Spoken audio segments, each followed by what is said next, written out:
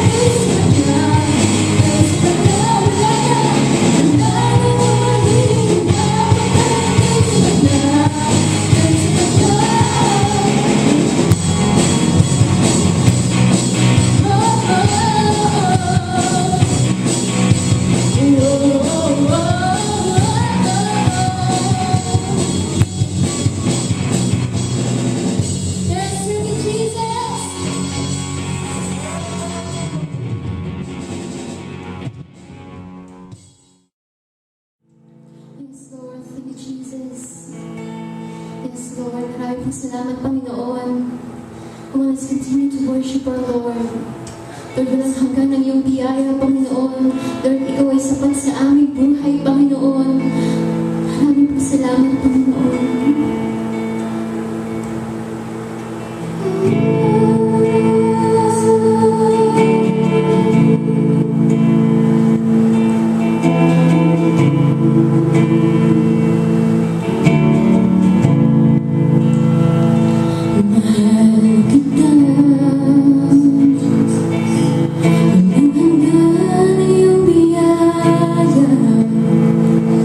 Buong buhay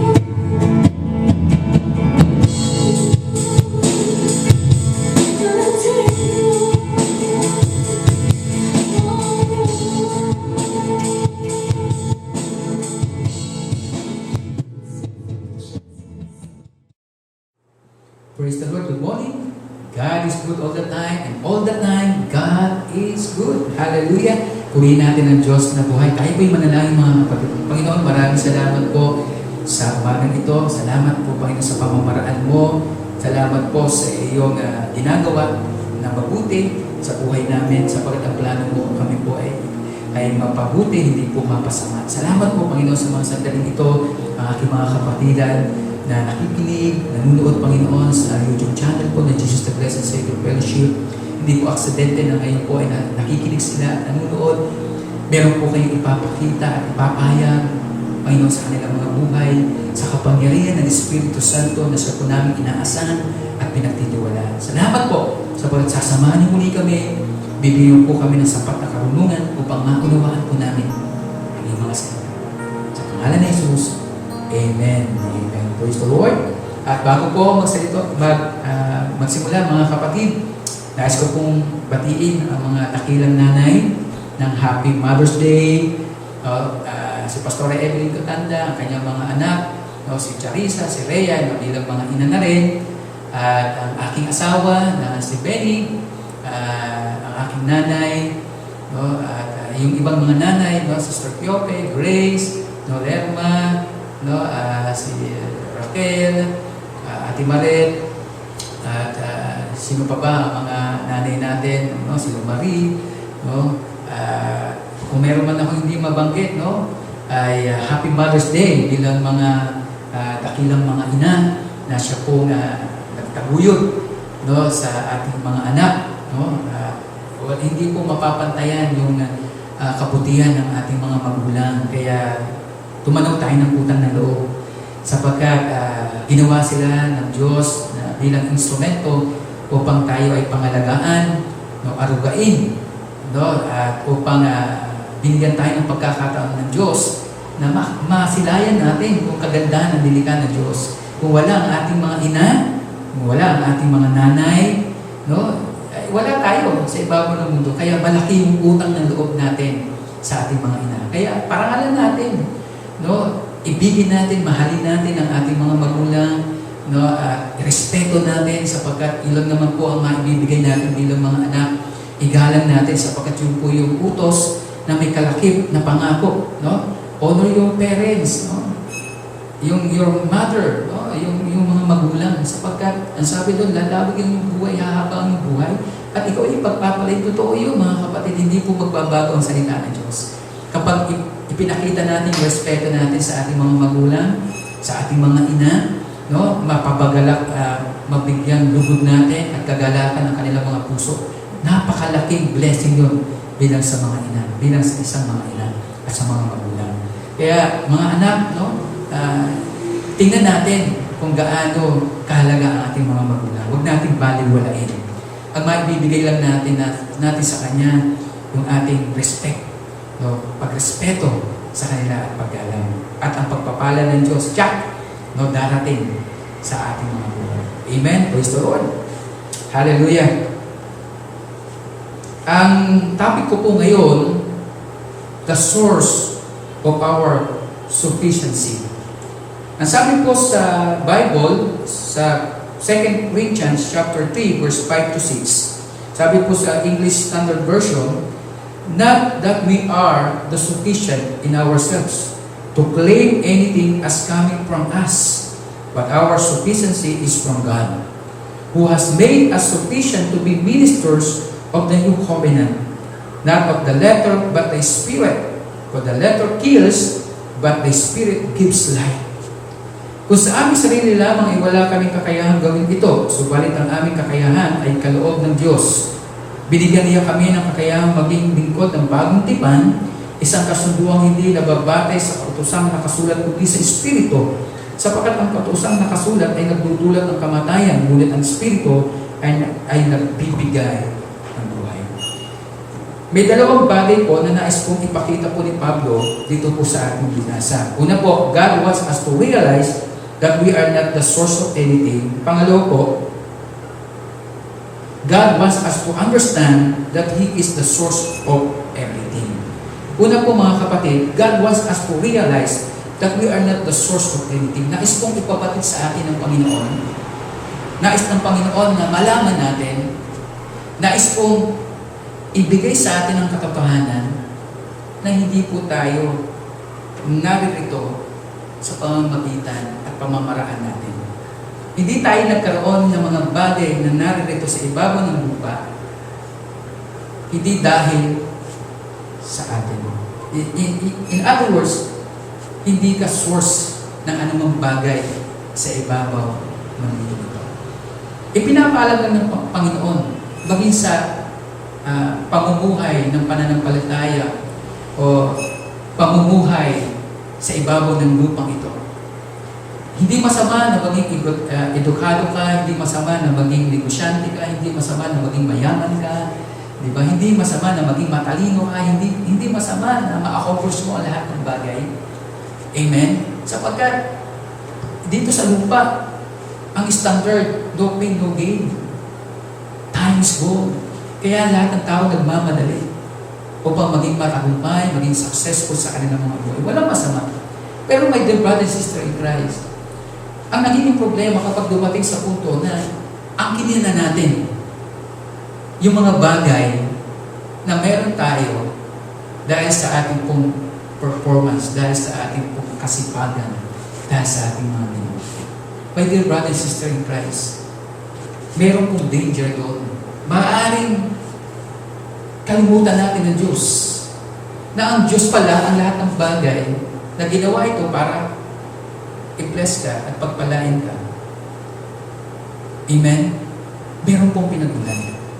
Ang sabi po ni Pablo dito, kung sa aming sarili lamang ay wala kaming kakayahang gawin ito, subalit ang aming kakayahan ay kaloob ng Diyos. Ano po yung punto po ni Pablo? Ano po yung konteksto po? Kung babasahin po natin yung buong chapter 3, mga kapatid, ito yung po yung patungkol po sa kautusan.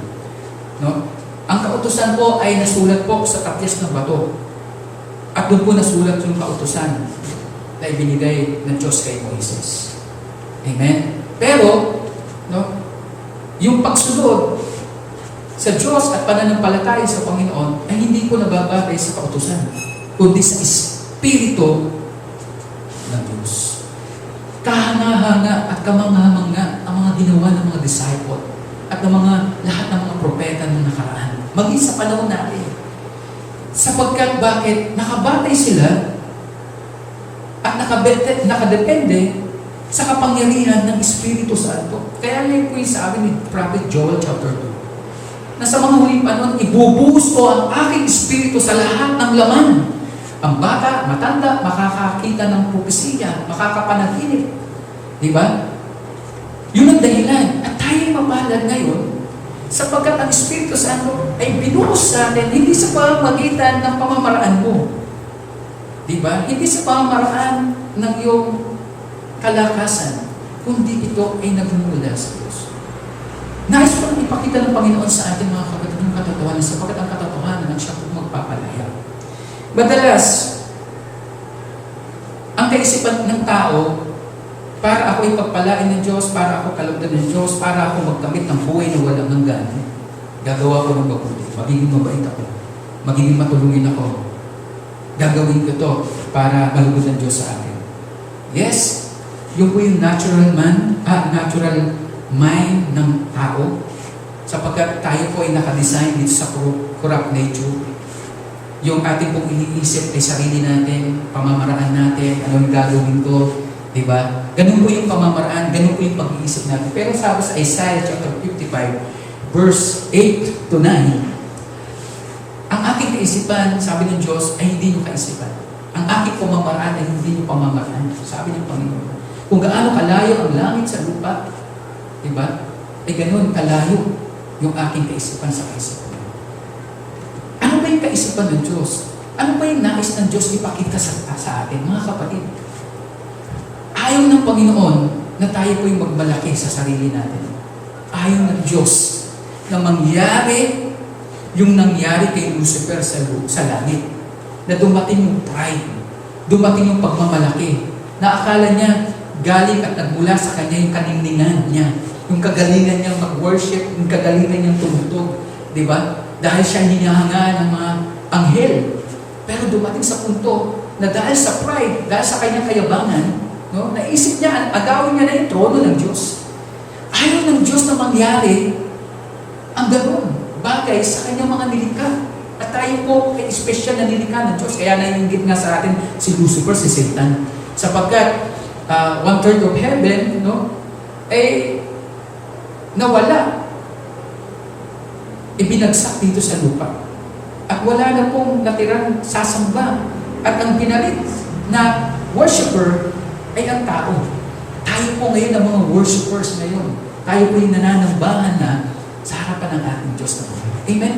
No, guys ng Panginoon, baguhin po yung ating pananaw at kaisipan, yung pamamaraan natin. Lalo po sa pamamaraan o sa pamamagitan ng ating pong pananampalataya o paniniwala patungkol sa kaligtasan.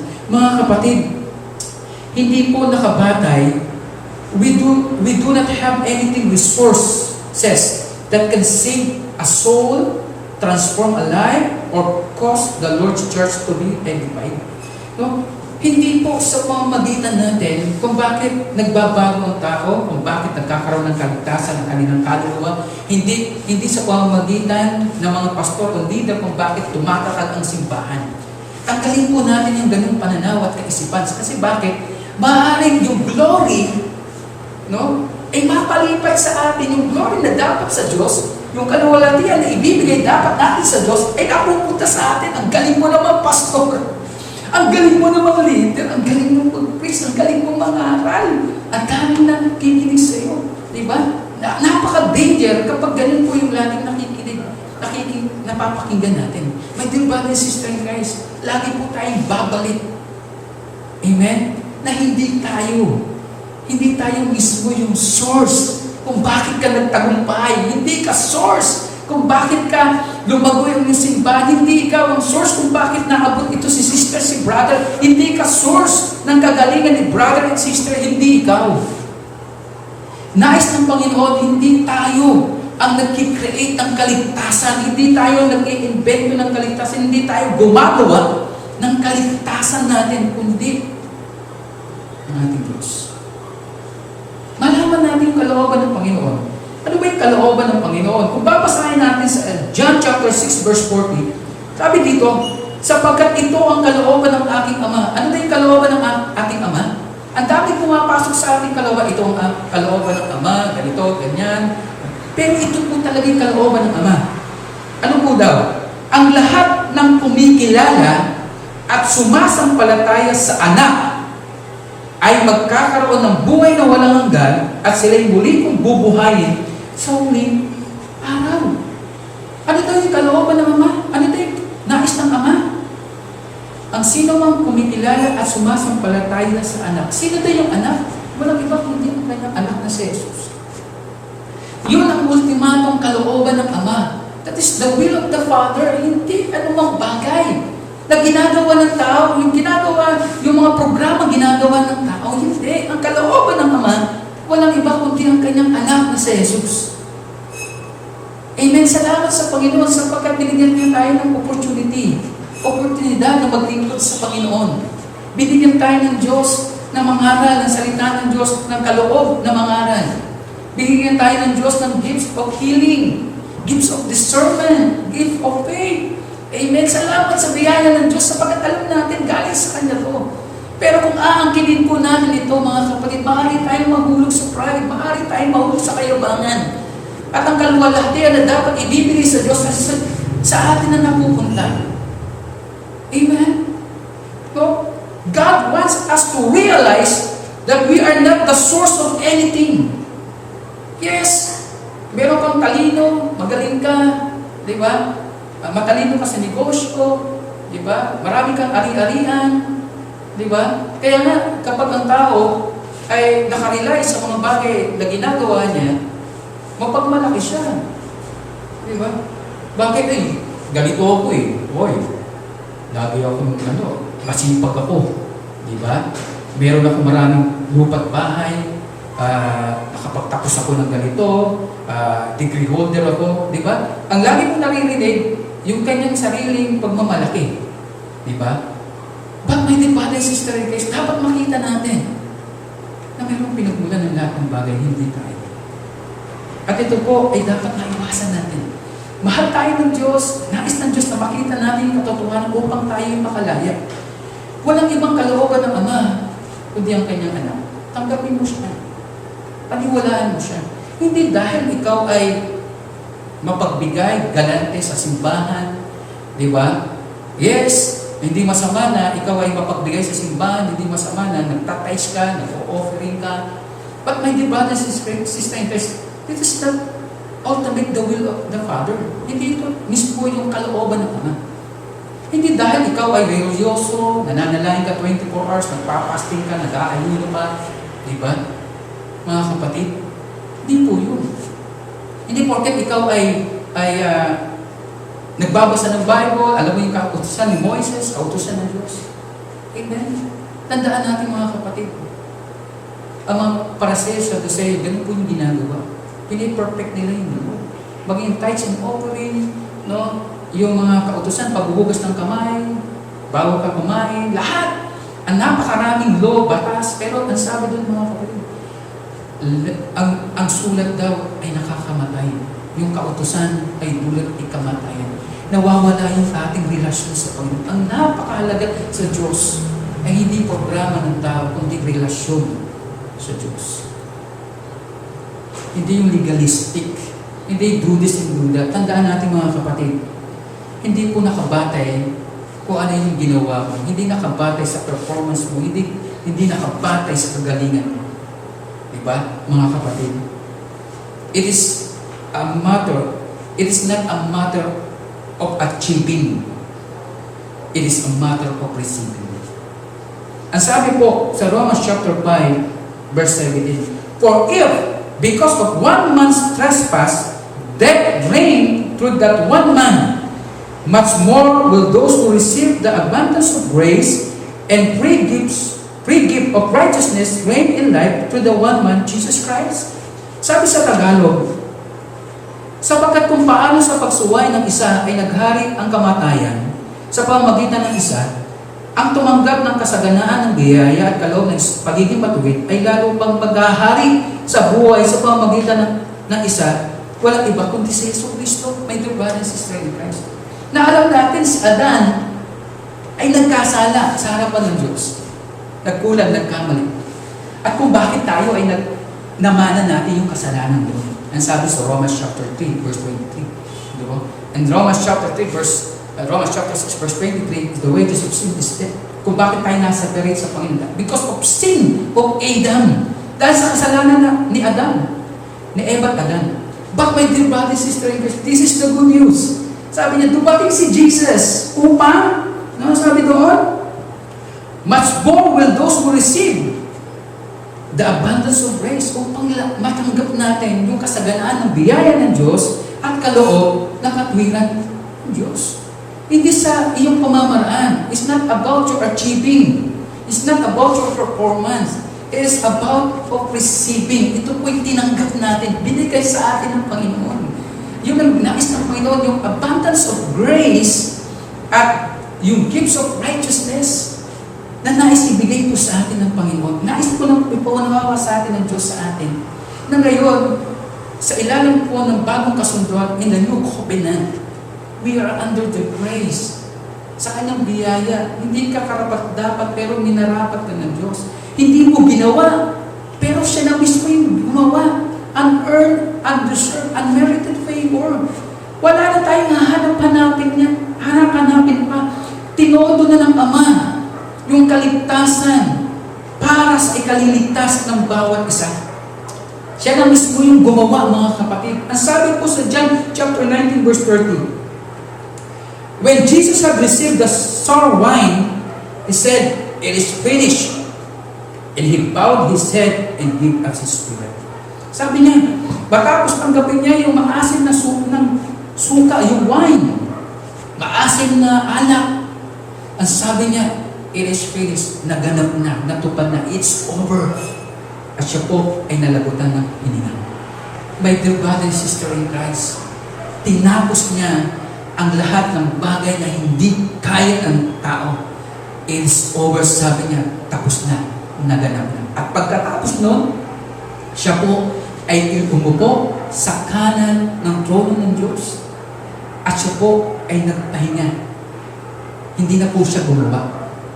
Tinapos niya na. My dear brother and sister in Christ, kapag tayo gumagawa ng gumagawa, lalo tayo nagkakamali. Hayaan natin ang Diyos ang kumilos. Hayaan natin ang Diyos ang gumawa sa atin.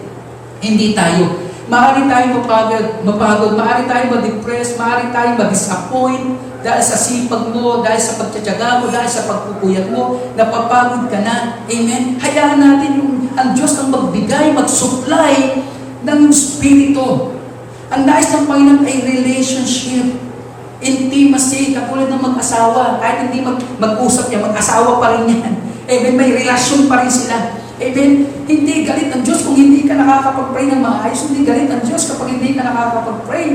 Hindi ko sinasabing hindi mo gawin yun, sapagkat iyon po ay bunga. Kaya natin ginagawa na yung pag-devotion, Bible study, pag-pray, sapagkat bunga ito ng ating pakikipagrelasyon sa Panginoon. Pero kung ang intention mo, malugod ng Diyos, no? Kalugdan tayo ng Diyos, amen, sa pamamaraan nyo, hindi.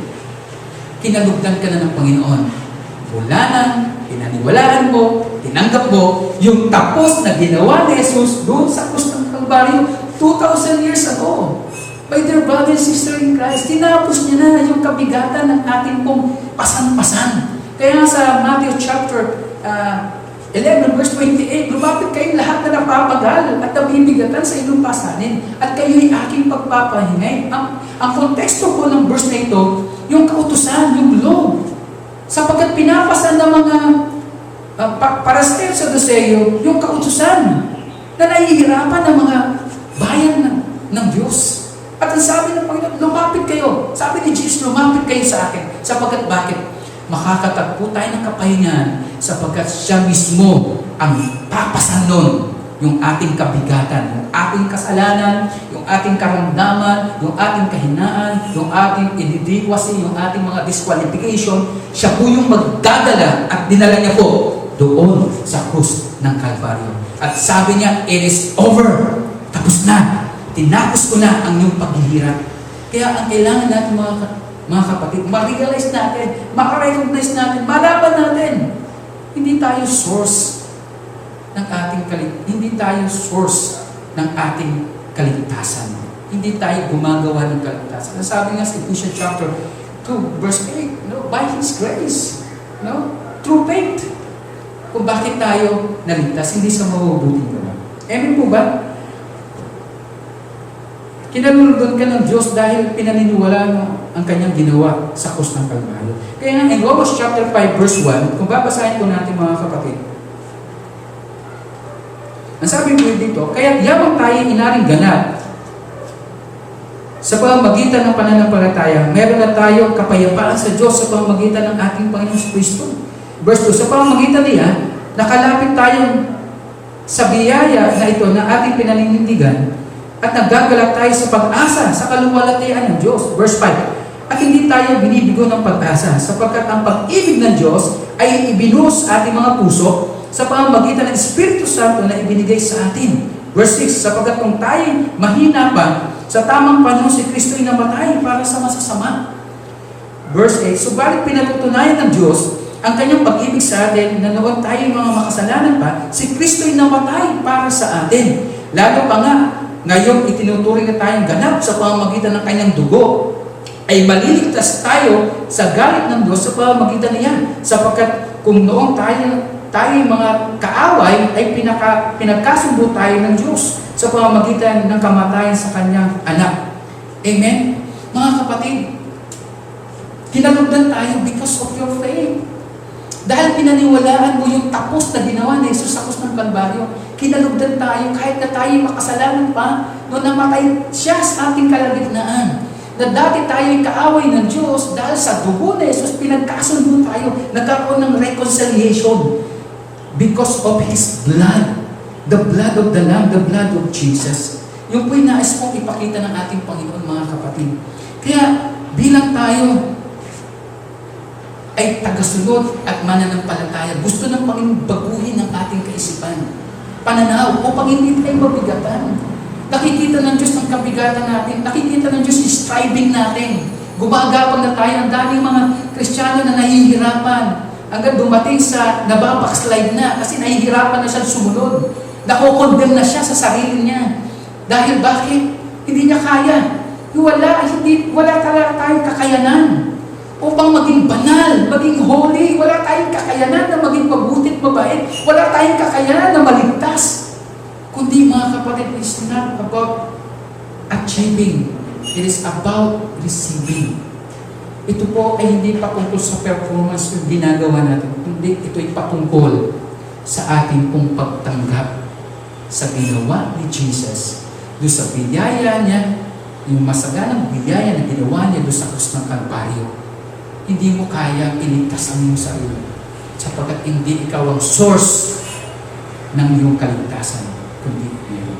Kaya nga, basahin po natin sa verse 5 ulit ng 2 Corinthians chapter 3, verse 5. Kung sa aming sarili lamang, ay wala kaming kakayahang gawin ito. Subalit ang aming kakayahan ay galing sa Diyos. Si Pablo mismo na ang umamin, hindi namin ito kayang gawin. Hindi ko kayang gawin ito. Hindi namin kayang gawin. Aminado ang mga disciple. Aminado si Pablo. Na siya po yung picture ng grace. No? Na wala akong kakayanan. Na iligtas yung sarili ko. Kundi ano daw? Sa pamamagitan at kakayanan na kalooban ng Diyos. Ito'y galing sa Panginoon, mga kapatid. Aminin natin, mga kapatid. Wala tayong pwedeng ipagmalaki sa Diyos. Wala tayong pwedeng ipagyabang sa Diyos. Amen? Sa Kanya lahat ng gagaling ito, mga kapatid. At gusto nang ipakita at ipahayag ng Panginoon na siya po yung magbibigay, magkakaloob sa atin. Pangalawa po, God wants us to understand that He is the source of everything. Nais ng Panginoon na ipaunawa sa atin na na siya lamang yung source ng lahat ng bagay. Everything. Isipin man natin ng anumang bagay, yung mga inadequacy natin, yung disqualification natin, yung mga wala sa atin, isipin na natin yun. Mga kapatid, ang sabi niya, gusto niyang ipaunawa sa atin na siya ang pinagmumulan ng lahat ng bagay. That is the truth. That is the gospel, my dear brothers and sisters. Hindi kalooban ng Diyos na mabigatan tayo. Gusto lang ipaunawa sa atin ng Diyos, anak, andito ko, anak. Lumapit ka. Lagi ang Diyos ay nang-aanyaya. Lagi siyang ini-invite niya tayo, lagi niya tayong kinakausap, anak, lumapit ka sa akin. Ako ang iyong pag-asa. Ako ang iyong lakas. Ako ang iyong karunungan. Amen? Sabi doon sa verse 6, binigyan niya kami ng kakayahan na maging lingkod ng bagong tipan. Isang kasunduang hindi nababatay sa kautusan na nakasulat kundi sa Espiritu, sapagkat ang kautusan ay nakasulat ay nagdudulot ng kamatayan, ngunit ang Espiritu ay nagbibigay ng buhay. Hallelujah!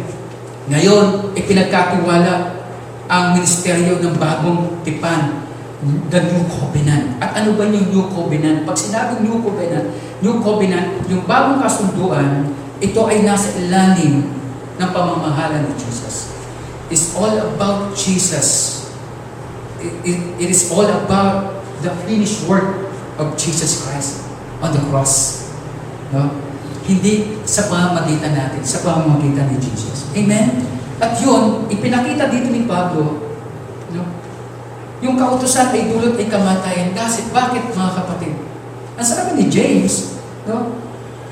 Masunod mo man ang lahat, yung siyam na 10 utos, o ilan man yun, pero kapag nag-fail ka, no, hindi mo nasunod yung isa, baliwala ang lahat ng yun.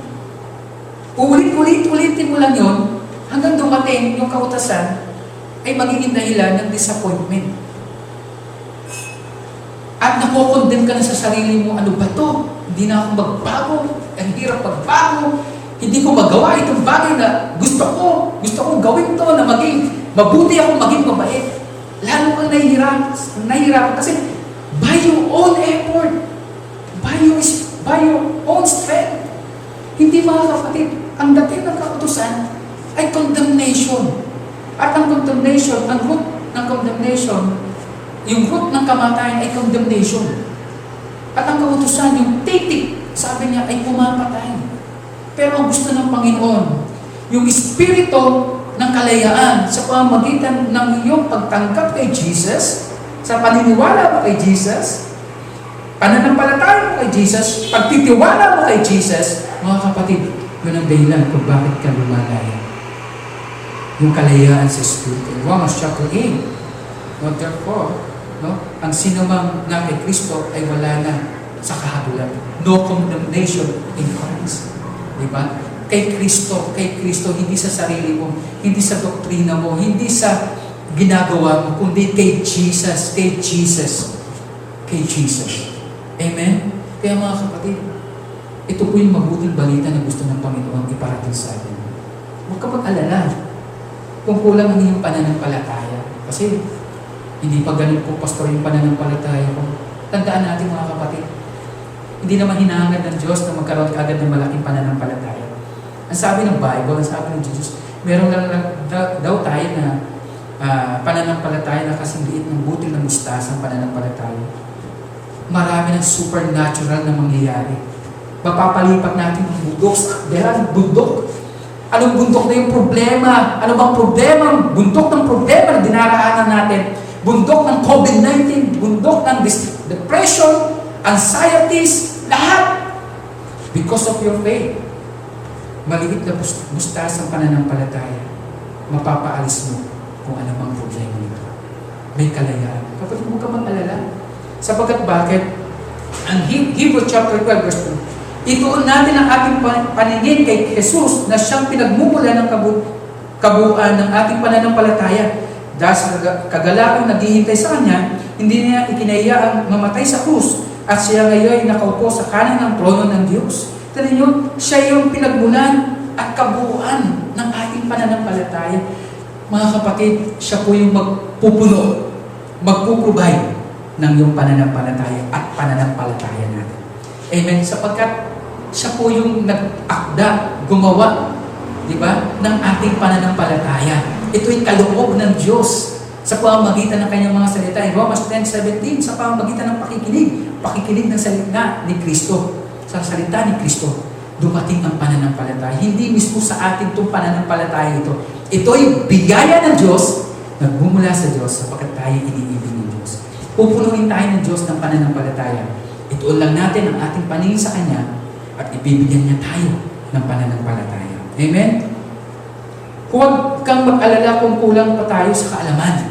No, kung inaakala mo na kulang ka sa kaalaman, hindi ka matalino, mga kapatid, ang tingin ng tao sa iyo sa kapaligiran, ay bobo ka, wala kang nalalaman. Huwag kang mag-alala.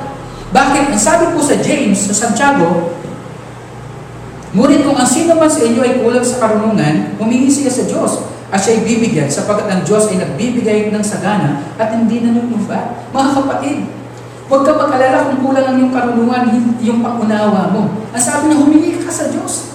Sapagkat ang Diyos ay saganang magbigay at hindi nanunumba. Amen? Kung meron man tayong kakulangan, mga kapatid, kakulangan sa tamang pagdesisyon, kakulangan sa tamang pagpaplano sa buhay, kakulangan sa pananalapi, anuman ang kulang sa atin, mga kapatid, ang sabi niya, lumapit tayo, humingi tayo sa Diyos. Sapagkat ang Diyos ay saganang magbigay at hindi nanunumba. Amen? At pupunuin ng Diyos yung ating kakulangan sapagkat siya Diyos ang magpuprovide at maglalaan ng ating mga kakulangan.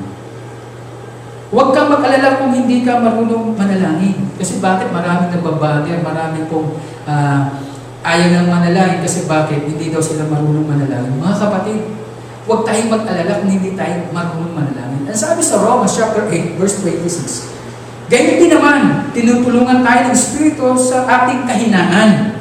Hindi tayo marunong manalangin ng wasto, kaya't ang Espiritu ang dumarating para sa atin na parang di natin kayang sabihin.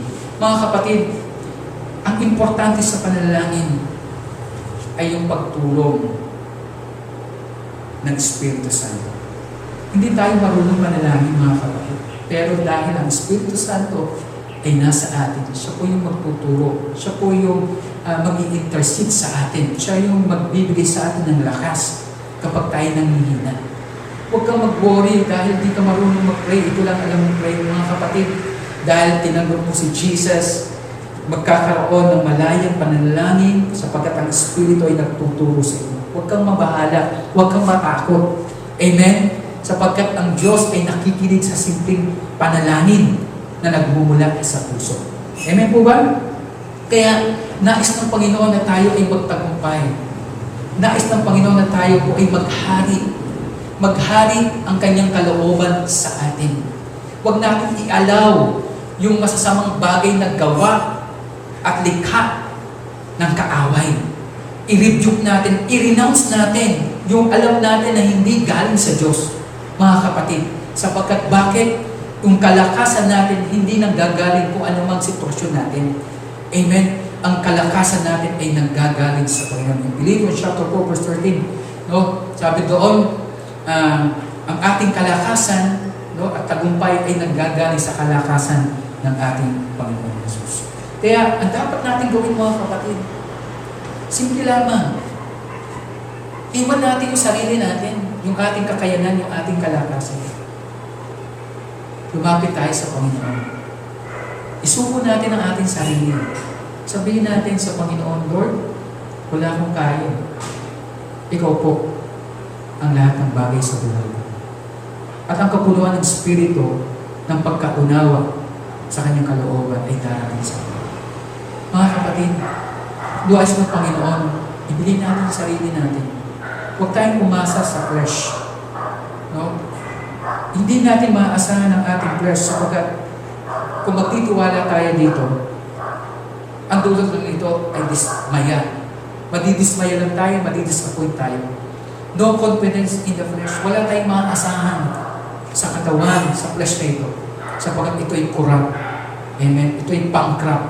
No?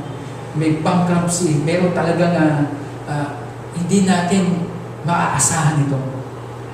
Sapagkat may mga inadequacy, meron tayong mga pagkukulang. Pero yung pagkukulang na ito, mga kapatid, ang Diyos ang magpupuno. Ang Diyos ang magsusupply. Ang Diyos ang magpuprovide sapagkat siya po yung resources. Siya po yung resources ng lahat ng bagay. Amen?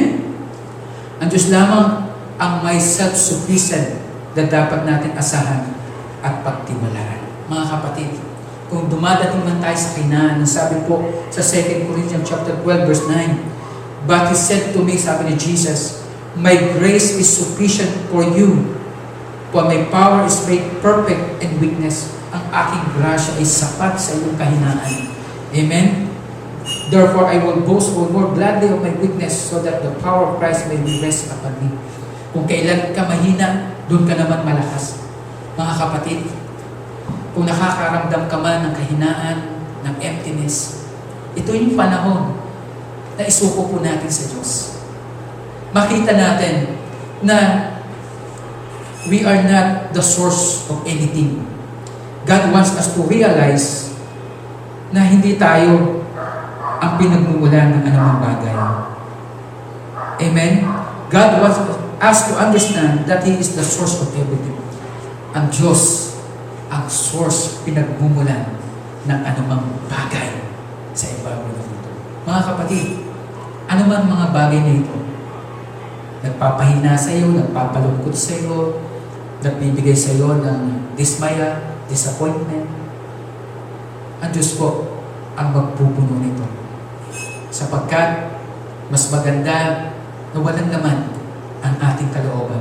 Wala tayong reservation, wala tayong pinagmamalaki. Kaysa sa bagay na punong-puno na ito, na wala nang mailagay ang Diyos.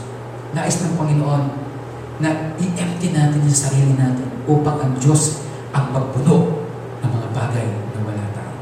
Kapatid, mahal ka ng Diyos, iniibig ka ng Diyos, sapagkat yun po yung kalooban niya sa iyo.